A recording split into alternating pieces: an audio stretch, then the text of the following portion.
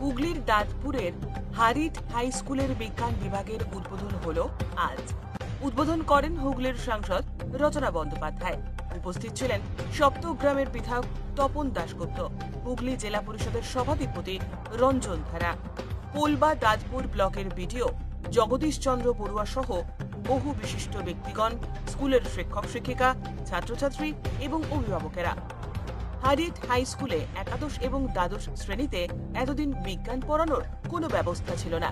এবার থেকে ছাত্রছাত্রীরা এই অভিনব সুযোগ পেতে চলেছেন।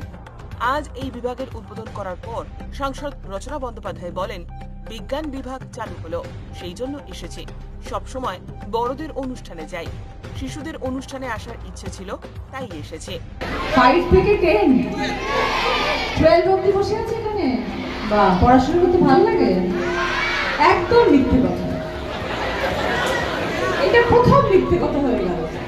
এখানে ম্যামেরা বসে আছে, দিদিমণিরা, টিচাররা বসে আছে, স্যাররা বসে আছে, প্রিন্সিপাল বসে আছে। হ্যাঁ তো বলতেই হবে, তা না বলে তো কালকে ক্লাসে গেলে দাঁড় করিয়ে রাখবে এক পায়ে কানে হাত ধরে এরম ভাবে, তাই বলতেই হবে। সত্যি কথা বলো, পড়াশোনা করতে ভালো লাগে না? এই কারা না বলবো হাত ধরে দাঁড়িয়ে কথা বলতে পারি, একদম লাগবে না। জোর করে আমার মা বাবা আমাকে মারতে মারতে পড়িয়েছে, পড়তেই হবে, পড়তেই হবে। পড়াশোনা না করলে জীবনে কিচ্ছু হবে না, পড়াশোনা করলে সবকিছু পাবে। পড়াশোনা করলে বাড়ি হবে, পড়াশোনা করলে গাড়ি হবে, পড়াশোনা করলে ভালো জামা কাপড় পরতে পারবে। ছোটবেলা থেকে বাবা মা এই বলে আসতো। আর আমার শুধু মনে হতো যে আমি কতক্ষণে খেলতে যাব, আমি কতক্ষণে গিয়ে একটু বন্ধুদের সাথে গল্প করব, কতক্ষণে গিয়ে আমি একটু টিভি দেখবো। তখনকার দিনে টিভিটাই ছিল সব থেকে আনন্দের, তখন আমাদের মোবাইল ছিল না। তোমাদের হাতে এখন মোবাইল আছে, সবসময় তোমরা আনন্দ পাচ্ছ, কিন্তু আমাদের সেই আনন্দ কখনো ছিল না। আমাদের কাছে আনন্দ ছিল হচ্ছে শনি রবিবার, কখন আমরা সিনেমা দেখবো, কখন আমরা বুধবার দিন চিত্রহার দেখবো, এই আনন্দ নিয়ে আমরা বড় হতাম। ওই জন্য আমাদের কাছে পড়াশোনাটাই সব কিছু ছিল জীবনে, আর আমাদের কাছে কিছুই ছিল না। পড়াশোনা করার পরে তখন আমাদের মনে হয়েছিল একটা সময়ের পরে যে আমরা জীবনে কি করতে চাই, কিন্তু বেসিক পড়াশোনাটা আমাদের সবাইকে করতে হয়েছে, যেটা তোমাদের ইচ্ছে না থাকলেও কিন্তু করতে হবে।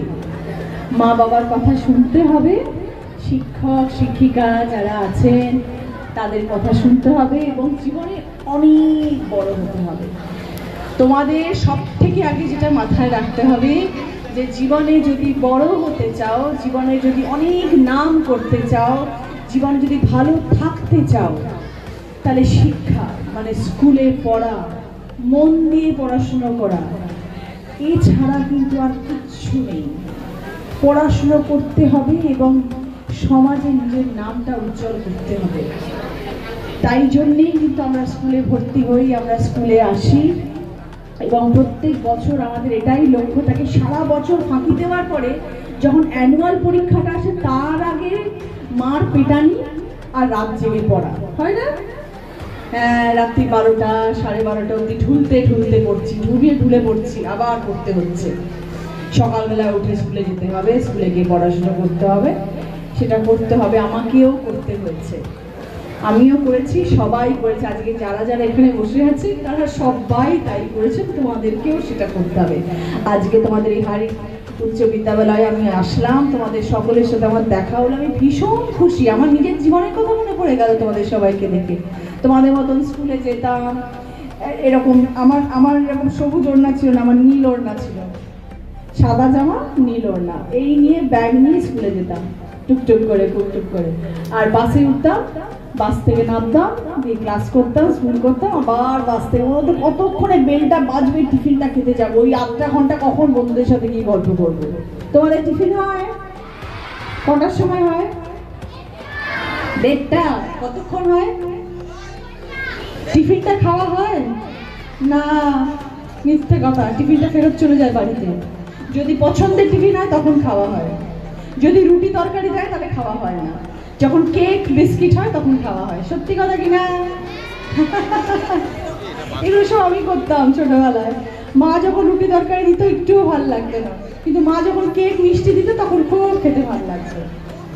পড়াশোনা করতে হবে, ভালো করে পড়াশোনা করতে হবে, আজকে আমাকে এখানে আমন্ত্রিত করে নিয়ে এসেছেন আমাদের সকলের ভীষণ প্রিয়, অনেক সম্মানীয় আমাদের বিধায়ক তপনদা, আমার ভীষণ প্রিয় আরও একজন ভীষণ ভালো মানুষ এবং অত্যন্ত কাছের সুভাষদা, এবং আপনাদের এখানে যারা স্কুলের কর্তৃপক্ষবৃন্দ আছেন, প্রিন্সিপাল সাহেব আছেন, সবাই আছেন, যারা যারা আমাকে এখানে আমন্ত্রিত করে নিয়ে আসছে, আমি সবাইকে ধন্যবাদ জানাচ্ছি আমাকে এখানে আমন্ত্রিত করে নিয়ে আসার জন্যে।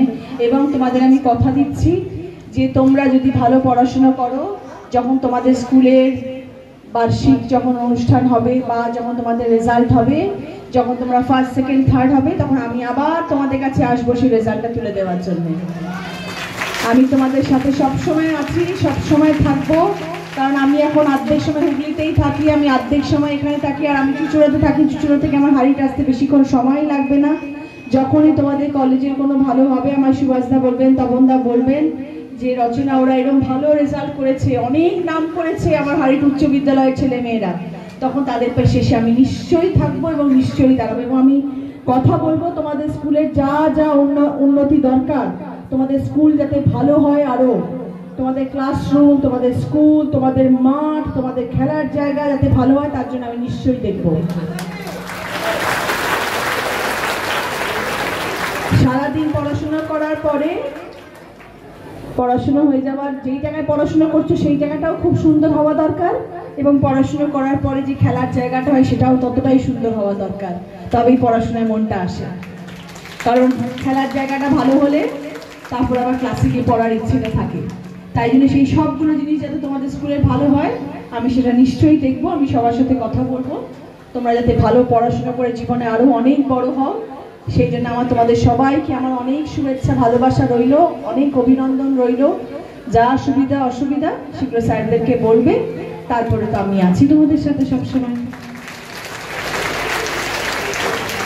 তোমরা খুশি হয়েছো তো আমি তোমাদের সকলের কাছে এসেছি? আমি তার থেকে বেশি খুশি হয়েছি তোমাদের সকলের কাছে এসে। তোমাদের সবার সঙ্গে দেখা হলো, খুব ভালো থাকবে, অনেক মন দিয়ে পড়াশোনা করবে, জীবনে অনেক অনেক বড় হতে হবে কিন্তু, ঠিক আছে? অনেক ভালো হবে। আর সব থেকে বড় কথা, তোমাদের এখন বিজ্ঞান বিভাগ শুরু হয়ে গেল, যারা সায়েন্স নিয়ে পড়তে চাও তাদের তো অনেক অনেক অনেক দরজা খুলে গেল, আরো ভালো করে পড়াশোনা করবে। 11-12 হয়ে গেল তোমাদের এখন, তো তোমাদের জন্য আমার শুভেচ্ছা, ভালোবাসা, অনেক অনেক অনেক বুক। স্থানীয় বিধায়ক তপন দাশগুপ্ত বলেন, এই বিজ্ঞান বিভাগের ল্যাবরেটরির জন্য বিধায়ক তহবিল থেকে 3 লক্ষ টাকা দেব, পরের বছর আরও 5 লক্ষ টাকা দেওয়ার কথা তিনি জানান। স্কুলের প্রধান শিক্ষক রতন কুমার পাল বলেন, আমাদের স্কুলে বিজ্ঞান বিভাগ না থাকার জন্য একাদশে অনেকেই ভর্তি হতো না, তারা অন্য স্কুলে চলে যেত। এখন থেকে এই জাতীয় সমস্যার হবে না। উচ্চ মাধ্যমিক বিদ্যালয়ে যে বিজ্ঞান ভবনের উদ্বোধনী অনুষ্ঠানে উপস্থিত আমার অত্যন্ত প্রিয় বোন, আজকের উদ্বোধক, এবং আপনাদের আশীর্বাদে যিনি সাংসদ হয়েছে, দিল্লিতে শপথ নেওয়া হয়ে গেছে, রচনা ব্যানার্জি, রতনবাবু আছেন অত্যন্ত ভালো প্রধান শিক্ষক, ওনার জন্য একটু হাততালি দিন। কারণ উচ্চ মাধ্যমিক বিদ্যালয় আমার খুব ফেভারিট। কিন্তু একটা কথা আমি হেডমাস্টারকে বলবো, টিচার্সদের বলবো, যে বাংলায় দুটো ব্যাপারে অভাব আছে। একটা হচ্ছে ডাক্তার আমাদের রাজ্যে খুব কম, আইএস সংখ্যা কম, আমাদের কেরল থেকে আনতে হয়, অন্ধ্রপ্রদেশ থেকে আনতে হয়, ইউপি থেকে, বিহার থেকে আনতে হয়, কিন্তু আমাদের এই রাজ্যে আইপিএস আইএস এর সংখ্যা কম। আমার প্রথমেই রিকোয়েস্ট থাকবে যে আজকে বিজ্ঞান বিভাগ এখানে উদ্বোধন হচ্ছে, ভালো ভালো ডাক্তার হতে হবে এখান থেকে, আমাদের এখান থেকে ভালো আইপিএস আইএস WBCS অফিসার হতে হবে, সেইভাবে পড়াশোনা করতে হবে। অনেক জায়গায় স্কুলে ঠিক ধ্যান দেয় না, কিন্তু আমার এই হারিট উচ্চ বিদ্যালয় অত্যন্ত শ্রেয় আকারে আমাদের টিচার্সরা তাদের শিক্ষা দেন, এটা আমাদের উপভোগ করতে হবে, নিতে হবে। আমি বেশি কথার মধ্যে যাচ্ছি না, রচনা বন্দ্যোপাধ্যায় এখন এমপি, অত্যন্ত বিজি। এছাড়া জানেন উনি অনেক ফিল্ম করছে, রোজিপায় শুটিং আছে, যার জন্য সারা বাংলায় নয় সারা ভারতবর্ষে উনি বিখ্যাত হয়েছে। সে বক্তব্য রাখবে।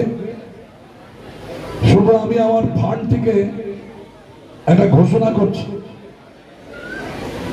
আমাদের এই বিজ্ঞান ভবনের জন্য স্টুডেন্টদের জন্য ল্যাবরেটরির জিনিস কেনার জন্য আমি 3 লক্ষ টাকা আজকে অনুদান করি। এই টাকাটা আমি হেডমাস্টার মশাইকে বলবো, চিঠি করে দিতে আমার নামে, আমি চেক পাঠিয়ে দেবো স্কুলের হেডমাস্টারের নামে। আমার এটা আমি দিচ্ছি 26, আমাদের 24 সালে, 25 সালে আমি আবার 5 লক্ষ টাকা দেবো স্কুল, যাতে স্কুলের স্টুডেন্টরা আরো ভালো করে পড়াশোনা করতে পারে। এটা আমি ঘোষণা করে গেলাম। আমি আশা নিয়ে যাচ্ছি যে স্কুল থেকে ভালো রেজাল্ট করবে। আর আমি চাই আমার বিধানসভায় যেরকম বাঁশবেড়িয়া ত্রিবেণীর থেকে মুখ্যমন্ত্রীর হাত থেকে প্রাইজ নিয়ে এসছে রেজাল্টে, মাধ্যমিক এবং উচ্চ মাধ্যমিক, তেমনি আমি চাই যে আগামী দিনে আমার এই হারিট উচ্চ মাধ্যমিক বিদ্যালয় থেকে আমার স্টুডেন্টরা রাজ্যের মুখ্যমন্ত্রীর হাত থেকে প্রাইজ দিয়ে আসবে। এটুকু আমি চাইছি আপনাদের কাছে, যাতে আপনাদের মাধ্যমে আমাদের এই ব্লকে সপ্তমগ্রাম বিধানসভার নাম উজ্জ্বল হয়। তার মানে 3 লাখ দিচ্ছি সামনের সপ্তাহে, আবার জানুয়ারি ফেব্রুয়ারি মাসে আরো 5 লাখ দিচ্ছি। এটা নিয়ে সন্তুষ্ট থাকুন, আগামী দিনে আরো দেবো। সবাইকে শ্রদ্ধা শুভেচ্ছা জানিয়ে বক্তব্য শেষ। ধন্যবাদ।